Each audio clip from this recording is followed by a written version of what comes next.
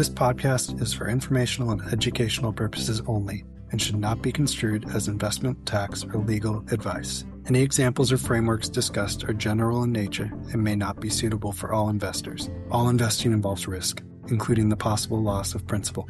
Past experiences and planning approaches do not guarantee future results.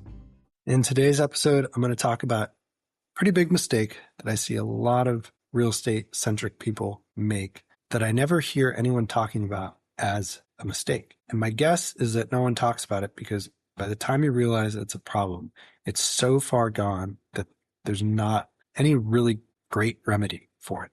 The best remedy is simply not doing it in the first place. And this is why I think real estate and self-directed IRAs don't mix. I've seen tons of people talk about this. They believe they're doing the smart thing. They've built meaningful wealth. They understand tax efficiency and they want everything to be perfect.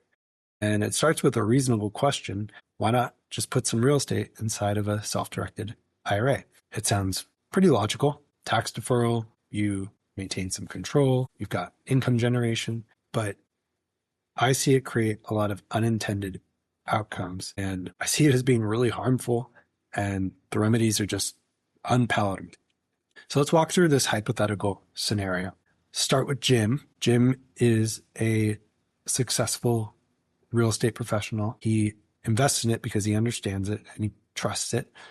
And he wants to use it to support his retirement and then leave something meaningful to his kids. Sounds pretty nice, right? So he purchases a $1 million property inside of a self-directed IRA.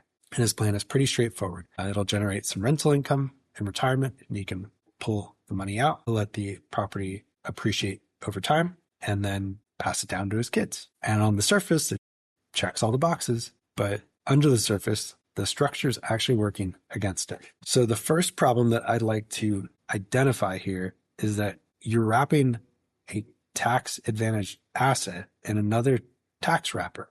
Real estate's already one of the most tax advantaged investments available. Outside of an IRA, it offers depreciation, including bonus depreciation. You can get long-term capital gains treatment when you sell it. You may decide to sell it and defer the taxes further through 1031 exchanges. But when you put real estate inside of a traditional IRA, you give those up. In return, you're getting ordinary income tax treatment on distributions, which is what you would get anyway, but that's on all distributions, not just the rental income.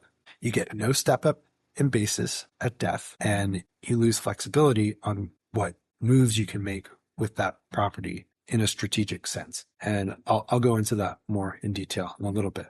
But you basically taken an efficient asset from a tax perspective and made it less efficient by putting it into an IRA. So let's go back to the example. Let's say over time, Jim's property grows at 6% annualized. And I'm just pulling that number off the top of my head. I'm not saying real estate grows at 6%. Say Jim lives another 24 years, and then the property's worth $4 million at his death. And then also let's assume that his children are in the top tax bracket and they're living in California, just to really show how bad this can get if you're in a high net worth family with high income earners across multiple generations. So let's look at the outcomes. The property is held inside the IRA. The distributions, all of them, are going to be taxed at ordinary income. And Jim's heirs are going to inherit a tax burden tied to that structure. So if they're pulling the money out, they're already in the top tax bracket in California, their estimated income tax liability is going to exceed $2 million. That's 37% federally and then 13.3% in California. Now let's look at the same situation, but if the property was held outside of an IRA, just in Jim's living trust, let's say. So now you've got the potential for a step up in basis. When he dies, the property is revalued, and that's the new basis for the children. So hypothetically, if they sold the property right away at the price that it was appraised at, now you're looking at no capital gains tax at death. So that estimated income tax liability is zero. And if you look at it from this frame, if Jim decides, I don't want to own this property anymore, if it's outside the IRA, he'll pay capital gains, long-term capital gains tax rates, which are lower than ordinary income tax rates. And granted, if he sells it inside the IRA, you purchases any other thing, he won't pay tax at that time.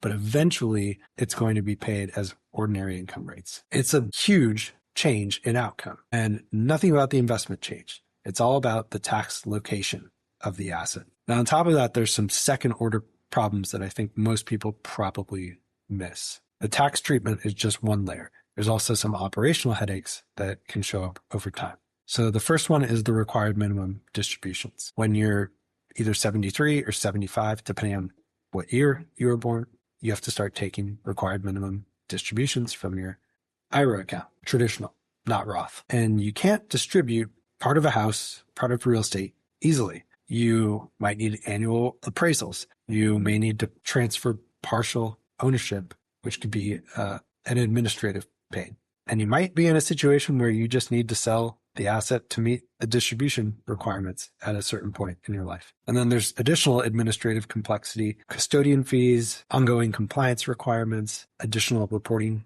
burdens. It's not quite as simple as using an IRA to purchase liquid securities. And then there's also some strict rules with real consequences that you have to follow. It's a tight regulatory framework. There's no self-dealing, so you can't sell or rent the property to yourself or to a related person.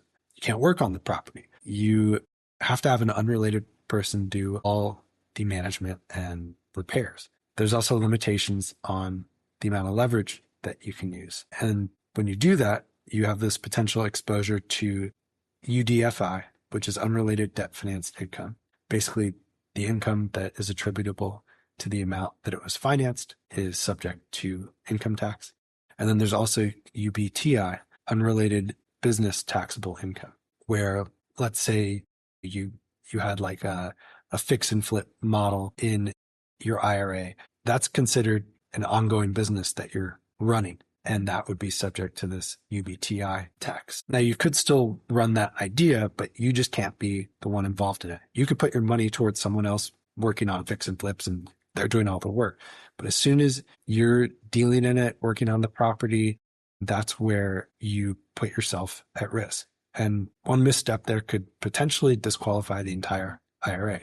So you have to be super careful. Now, what I think is an even bigger issue, depending on your family structure, is what happens to your kids. So back to my hypothetical situation with Jim, he said he wanted to leave his property to his kids, but the structure that he set up really changes the outcome, because instead of inheriting a tax efficient asset, the kids are inheriting a tax liability. And there might be some potential liquidity pressure there, because in a lot of cases, you have to withdraw the entire IRA within 10 years. And they might be put into a position where they have to make a decision that they may not want to make, like being forced to sell or hold it for a period of time that they weren't counting on, or even selling something else to fund the taxes that they have to pay from elsewhere. And in some cases, the only practical option could be to just sell the property to pay the tax bill. And I don't think that's great legacy.